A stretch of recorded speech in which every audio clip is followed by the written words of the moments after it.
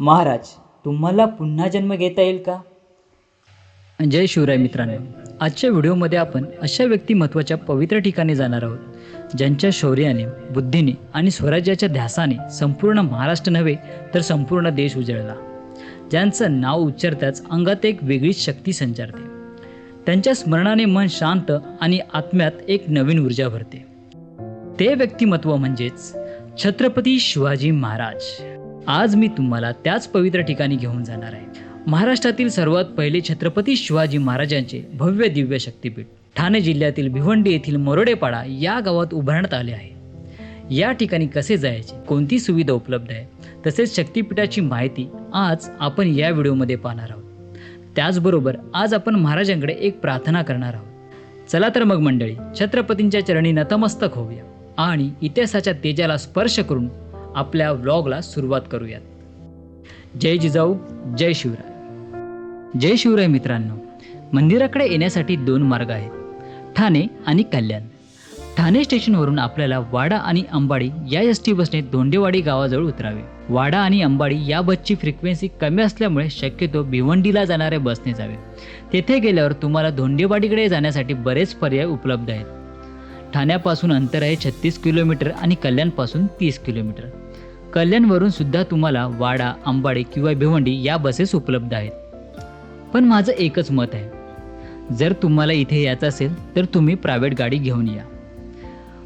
धोंडेवाडीवरून तुम्हाला मंदिराकडे जाण्यासाठी रिक्षा उपलब्ध आहेत. पर पर्सन 20 रुपये घेतात.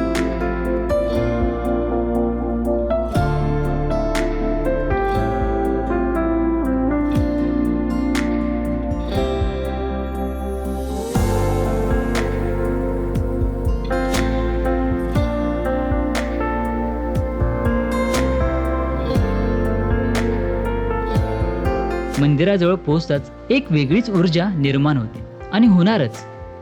हे एक नुसतं मंदिर नसून छत्रपती शिवाजी महाराजांचे आचार, विचार, त्यांच्या संस्कारामधून या समाजाला मिळणारी प्रेरणा, धैर्य आणि आत्मविश्वास यांचं एक शक्तिपीठ आहे. याच शक्तिपीठाची स्थापना शिवक्रांती प्रतिष्ठान या ट्रस्टने केली. सागाच्या लाकडापासून बनवलेले जवळपास 42 फूट उंच असलेले हे प्रवेशद्वार आणि दोन्ही बाजूला असलेले टेहाळणी बुरुज, त्याचबरोबर मावळे, घोडे आणि हत्ती इत्यादी सैन्यदळ यामुळे या मंदिराची रचना किल्ल्यासारखी दिसते. बाजूलाच असलेली ही भगवान शंकराची मूर्ती म्हणजेच महाराज आणि मावळ्यांच्या गर्जनेची साक्ष आहे. हर हर महादेव.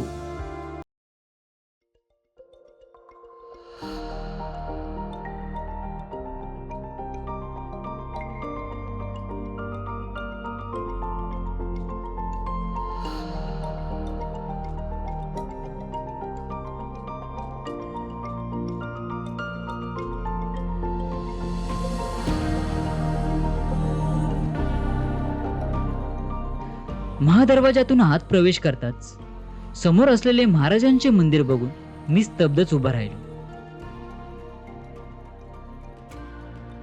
मंदिराची ती रचना, एकूण 5 कळस, गाभाऱ्यावर 42 फुटी सभामंडप, मंदिराच्या बाजूला असलेली दीपमाळ, तसेच 2 तोफा, 4 बुरुज आणि टेहाळणी मार्ग, ही रचना बघून तुम्हाला अंदाज आलाच असेल. 4 एकर जमिनीवर बांधलेलं हे मंदिर खरंच एक भव्य दिव्य जिवंत किल्ल्यासारखं वाटत होतं. खरंच असं वाटत होतं की आम्ही किल्ल्यावरती आलो आहोत.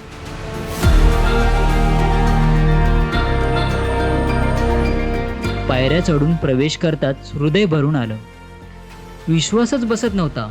छतावर असलेले नक्षी काम आणि झुंबर जणू काही एक राजदरबारच.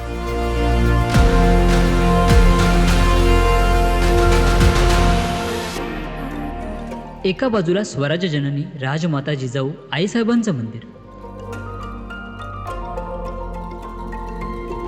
तर दुसऱ्या बाजूला आई तुळजाभवानीचं मंदिर आणि त्यांच्या मधोमध मध्यस्थ गर्भस्थानी असलेले सिंहासनावर आरूढ झालेली शांत आणि शक्तिशाली जिवंत वाटणारी 6.5 फूट उंचीची ही मूर्ती. प्रसिद्ध शिल्पकार अरुण योगीराज यांनी कृष्णशिला दगडापासून बनवलेली एक जिवंत मूर्ती. त्याचबरोबर सोनेरी मुलामा दिलेल्या भिंती, एक भव्य झुंबर, राजेशाहीचा स्पर्श देतो. त्यामुळे जणू काही आपण राजांच्या राजदरबारात उभे आहोत असं वाटत होतं. आपण सर्व कुठेतरी चुकतोय असं वाटत होतं. आत्ताच्या या समाजात महिलांवरती होणारे अत्याचार, आई बहिणीवरती आणि लहान मुलींवरती होणारे अत्याचार हे कुठेतरी थांबले पाहिजेत. त्यामुळे हात जोडून आपण सर्वांनी एक प्रार्थना करूयात. महाराज, तुम्हाला पुन्हा जन्म घेता येईल का? या तुमच्या राज्यात आई, बहीण आणि या छोट्या लेकरांचं अस्तित्व धोक्यात आहे. येथील न्यायव्यवस्था बळकट करण्यासाठी पुन्हा या. इथल्या न्यायव्यवस्थेला मी नावं नाही ठेवत, पण गरज आहे तुमची या समाजाला. महाराज, तुम्ही असल्यावर आई बहिणीवरती ही वेळसुद्धा येणार नाही. या भरकटत चाललेल्या समाजाला तुमची गरज आहे. या न्यायव्यवस्थेला तुमची गरज आहे.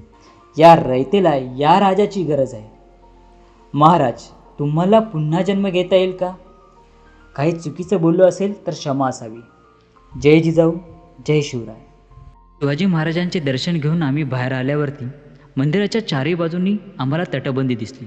त्या तटबंदीमध्ये काही चित्र साकारण्यात आली होती, पण ती चित्र नसून शिवाजी महाराजांच्या जीवनातील प्रसंग, स्वराज्यासाठी रायेश्वरावर घेतलेली शपथ, तसेच शेतकऱ्यांच्या शेतीबद्दल आखलेले धोरण, शिवराज्याभिषेक, तसेच पुढे संभाजी महाराजांची वाटचाल, त्यांचे महत्त्वाचे क्षण, मावळ्यांचा थोडक्यात इतिहास, त्यांच्या धैर्याचे आणि साहसाचे आणि शौर्याचे दर्शन घडवणारे ही चित्र.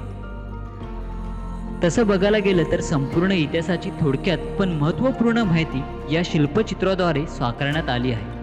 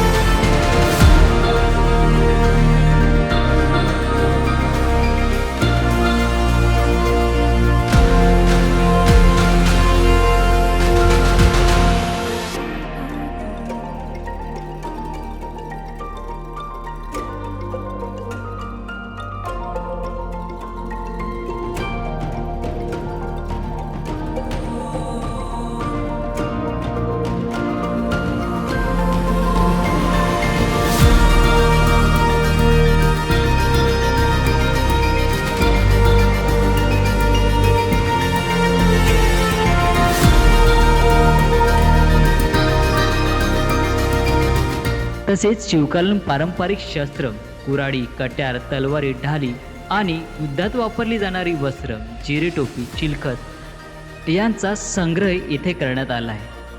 त्यामुळे येथे येणारी प्रत्येक लहान मोठी व्यक्ती शिवाजी महाराजांचे विचार, धोरण, पराक्रम आणि स्वराज्याच्या इतिहासाची ओळख मनात घेऊनच जातो. तर मंडळी, आता आपण गड किल्ल्याच्या चारी बाजूने असलेल्या तटबंदीवरती आपण जाणार आहोत. कारण तटबंदीवरून दिसणारं बुरुज, मंदिर आणि आजूबाजूचं वातावरण आणि इथून दिसणाऱ्या सूर्यास्ताचे विहंगमय दृश्य, त्यामुळे आपण एखाद्या किल्ल्यावर उभे आहोत असंच वाटतं.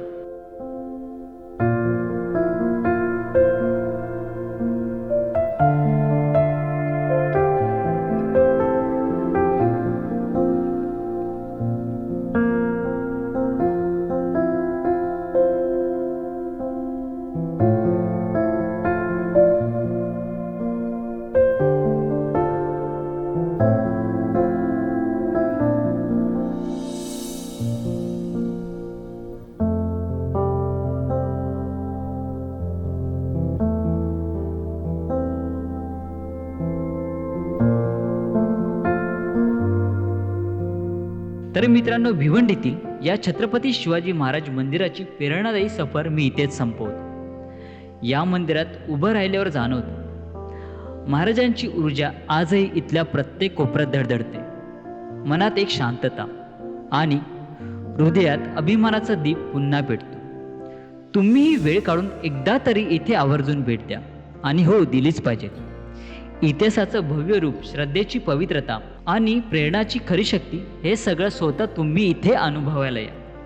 भेटूया पुढच्या व्लॉगमध्ये. तोपर्यंत जय जिजाऊ, जय शिवराय. व्लॉग आवडला असेल तर लाईक, शेअर आणि सबस्क्राईब करायला विसरू नका.